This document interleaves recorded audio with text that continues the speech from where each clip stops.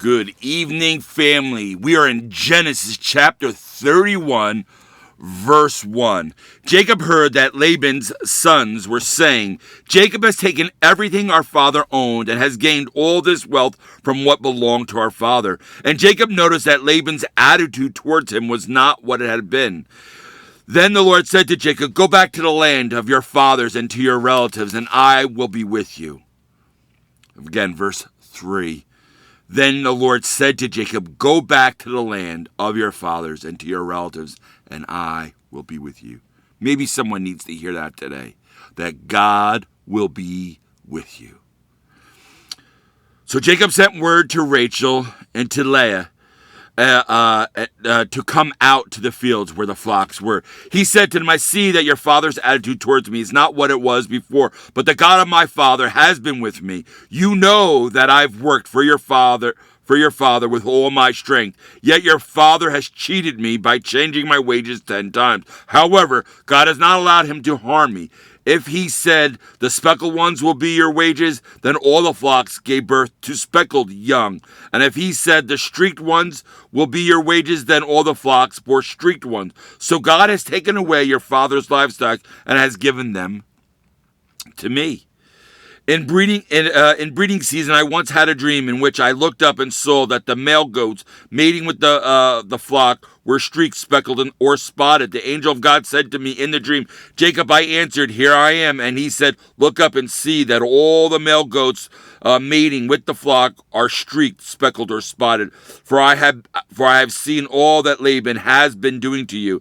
I am the God of Bethel, where you anointed a pillar, and where you made a vow to me. Now leave this land at once and go back to your native land.' Then Rachel and Leah replied, 'Do we still have any share in the inheritance of our father's estate? Does he not regard us as foreigners? Not only has he sold us, but he has used what was paid for us. Surely all the wealth that God took away from our father belongs to us and our children. So do whatever God has told you.'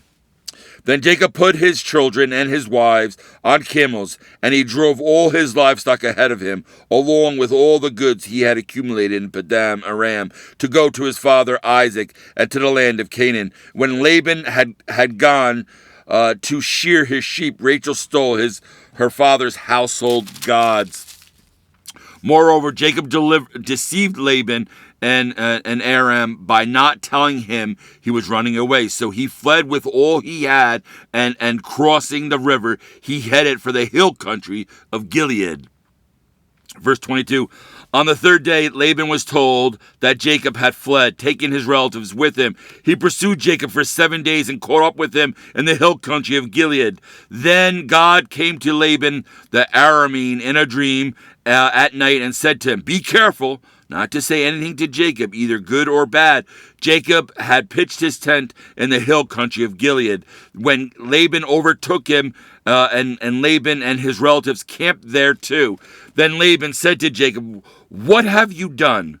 You've deceived me, and you've carried off my daughters like captives in war. Why did you run off secretly and deceive me? Why didn't you tell me so I could send you away with joy and singing to the music of tambourines and harps? You didn't even let me kiss my grandchildren and my daughters goodbye. You have done a foolish thing.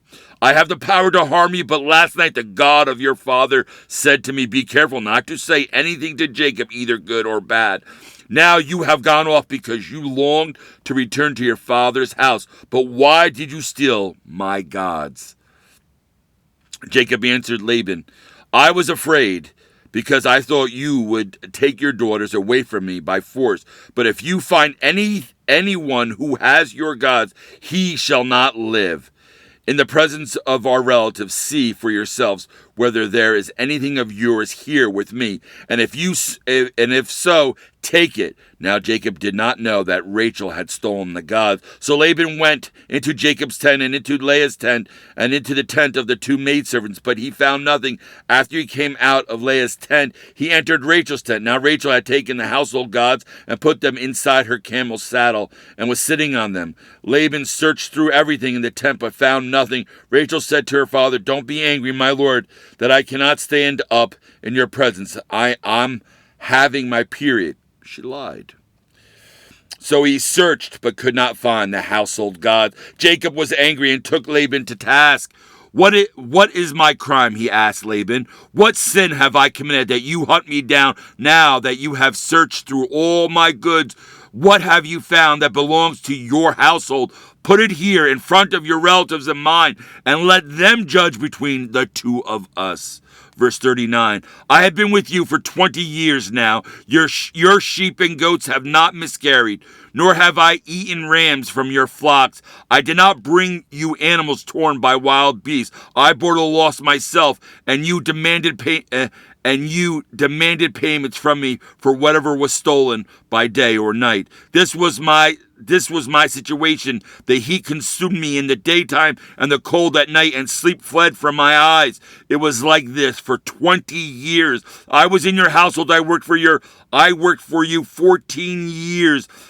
For your 2 daughters, and 6 years for your flocks, and you changed my wages 10 times. If the God of my father, the God of Abraham, and the fear of Isaac had not been with me, you would surely have sent me away empty-handed. But God has seen my hardship and the toil of my hands, and last night he rebuked you." Laban answered Jacob, "The women are my daughters, the children are my children, and the flocks are my flocks. All you see is mine, yet what can I do today about these daughters of mine, or about the children they have borne? Come now, let's make a covenant, you and I, and let it serve as a witness between us." Verse 45, "So Jacob took a stone and set it up as a pillar. He said to his relatives, 'Gather some stones.' So they took stones and piled them in a heap, and they ate there by the heap. Laban called it Jegar Shadadutha, and Jacob called it Galeed. Laban said, 'This heap is a witness between you and me today.'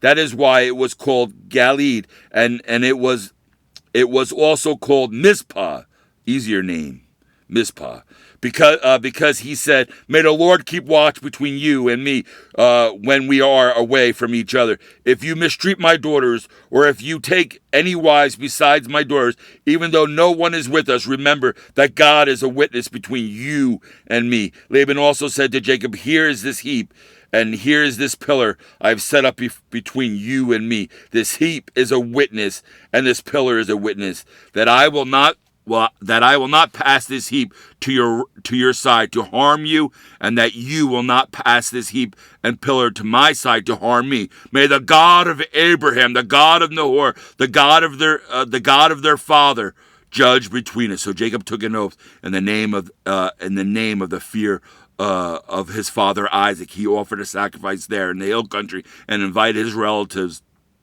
to a meal. After they had eaten, they spent the night there. Early the next morning, Laban kissed his grandchildren and his daughters and blessed them, and then he left and returned home. Genesis chapter 31. If you have a prayer request, please leave it in the comments section, and I would love to pray for you. But remember this, that Jesus, the Son of God, loves you. See you next chapter.